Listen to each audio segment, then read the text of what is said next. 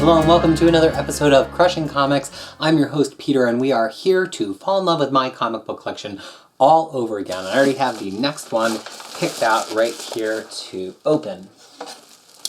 It is, I think, absolute sized, although I've been fooled before, so I think I have a pretty good idea of what this book is because there are only so many books of that size in my collection. As we're opening it, I happen to be wearing my Clue t-shirt. Clue is my favorite movie. Funny story about this t-shirt, actually. This might be the whole story today. Is it's my favorite movie. It's been my favorite movie since I was 5 years old, and it holds up. It still holds up for me today. It's got so many layers to it, and I was on a call with a company when I was working with my data analytics firm, and there was a t-shirt company, one of these companies that just has, pumps out all these pop culture t-shirts. And I was looking through their data, and they had like a thing where where the inventory got down to a certain level, they would put the shirt on sale, I think to like blow it out to the point that they had run out of it, and then they could decide if they wanted to reprint it or not. And I was like trying to prove a point about like how quickly their data would update and like that they could see the sales and track a first-time buyer, because when you have a first-time buyer, you want to see what product they bought so that you understand how to remarket to them, and it's all things I know a lot about. And so while we were on the phone with them doing their like introductory call, I happened to be on the website looking through what things they had in this kind of discount bin, because I was like, oh, maybe I'll just buy a shirt just to like put myself in the data so they could see. And lo and behold, the Mrs. Peacock shirt was one of the ones on sale that was like limited quantity, one left. So I was like, got it. So then I waited a couple minutes. I'm like, well, if we go look at this chart here, you're going to see that I'm a first-time purchaser of your Mrs. Peacock shirt. So I love doing that kind of stuff. It was always really fun when I would work with a company that had like nerdy, cool stuff that I love. I worked with companies that did music marketing for like live events and for apparel of music companies, and one of them actually had some comic companies as their clients, so that was fun. Companies that did a lot of fun print stuff, because of course I really like printing and print process.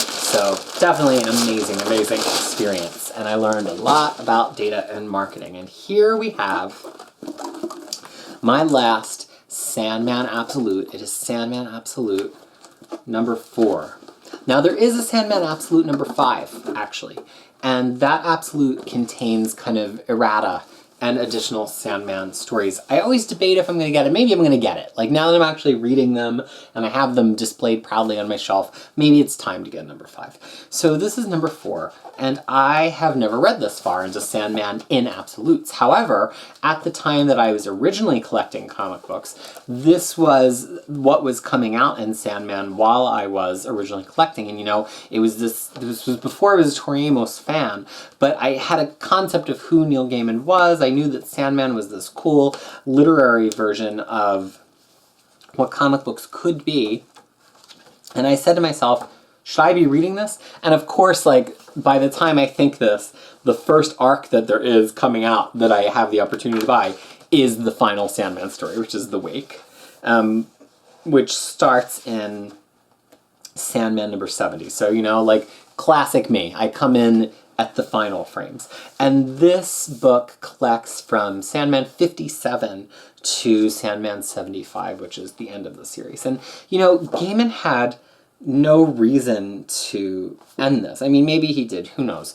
But this, we're in the mid-90s, the speculator boom is starting to crest, but comics are still doing pretty well, the direct market is doing well, and you have to wonder, like, why? Why end Sandman at 75 issues, right? And why do such a definitive thing to the character? I mean, it's called The Wake, and I don't think it's a massive spoiler to say that the dream as we know him dies. And I don't know how, because I started reading with The Wake after he was already dead.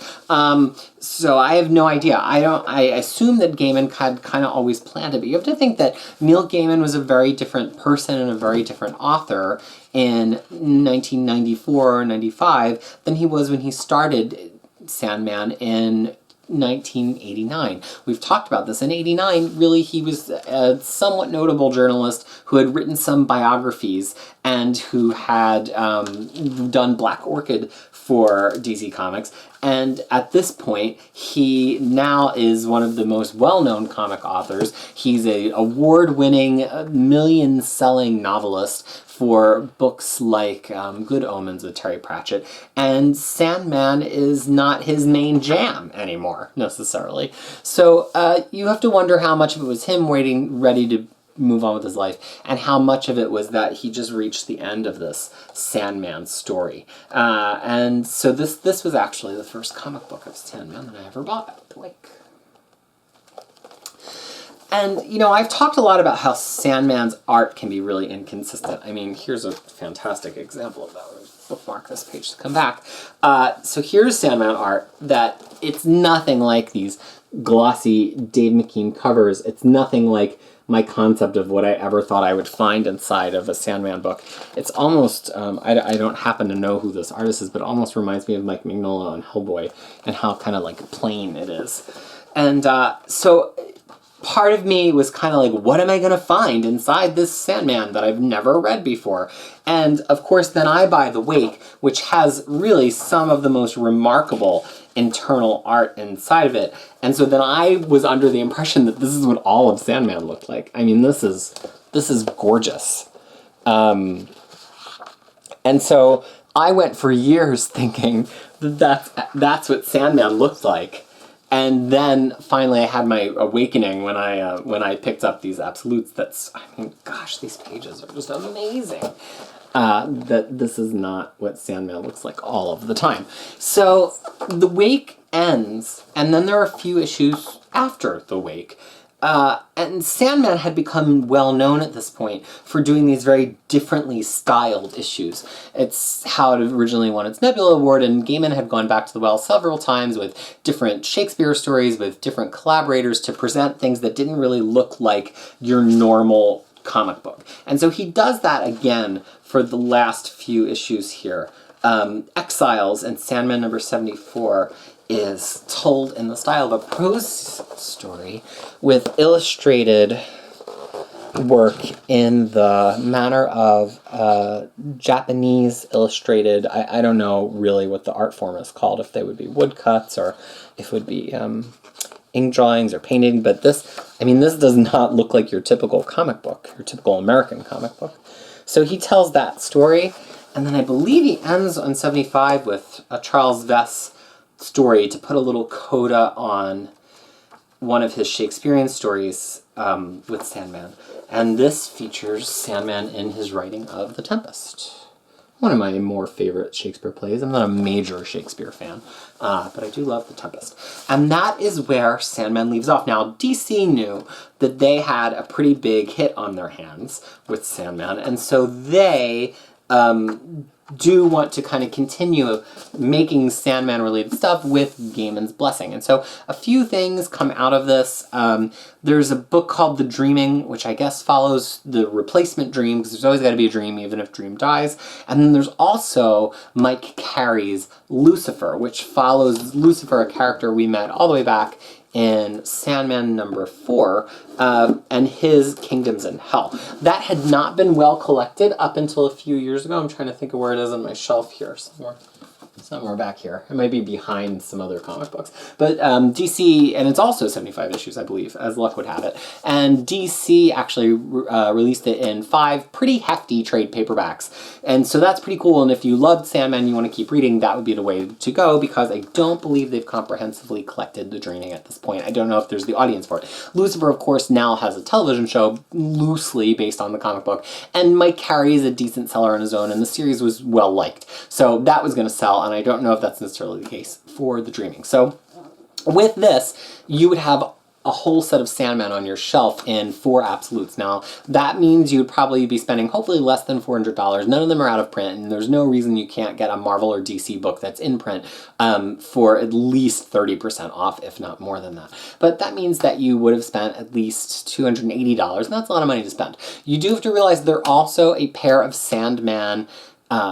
omnibuses, and the Sandman omnibuses each are retailing for around $100, so you can probably get them for half as much as you spent for the Absolutes and get the whole series across 2 books. And then there's also a slipcase trade paperback set and a number of individual trade paperbacks, and I think they number in total, I want to say 10. So you could also get it in that format as well. Unlike the earlier issues, which have had some recoloring done to them, which pervades across all of the collected editions, these later issues of Sandman appear more or less exactly as they did in the original comic books, so there's no like versioning thing to track down. But again, you know, the end. It's weird that it's in the end. I was just talking a few episodes ago about Buffy and this idea that, like, is Buffy the Vampire Slayer now a character who's going to exist in perpetuity because they're just going to keep doing the comic book and we'll have a new season every year or two. Sandman is in charge of dreams. How hard is it to write a book about dreams continuously, right? But it was very much Neil Gaiman's comic book, and DC wasn't going to do it without him, and Dream himself was on an arc beginning from his escaping from capture in the first issue all the way kind of through to his doom here, and you get the sense that it's all connected, right? This was his thread of destiny, that the fates and that his sibling Destiny could see for him, and that it was always inevitable and it was always going to happen this way, and perhaps Gaiman even planned it that way too.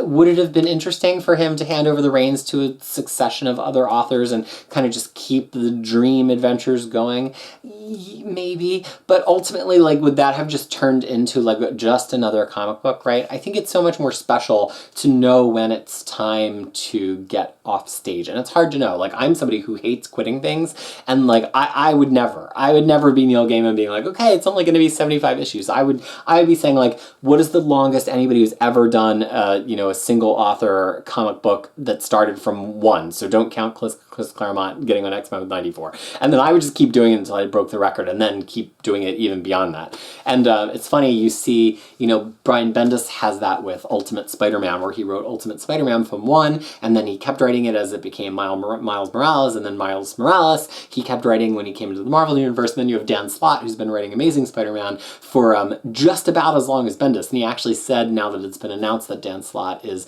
leaving Amazing Spider-Man, that he actually was trying to get just as far as Bendis did and write just as many continuous issues. So I guess Neil Gaiman must not be that kind of person. He had other things to do and more amazing novels to create, and I think he had become known as a novelist, and maybe he just didn't like the monthly grind. Who knows? All speculation. I'm sure we can find an interview that talks about it, but that's enough of me rambling. I think it's time to complete this Sandman set on the shelf, yeah? And guess what? In just a few months, we're going to get Sandman Overture in Absolute, so I'm probably going to get that too. So the shelf will increase, and maybe when I pick that one up, I will also get Absolute Volume 5. So without any further ado, it's the official shelving of Neil Gaiman's Sandman, the Absolute Sandman Volume 4.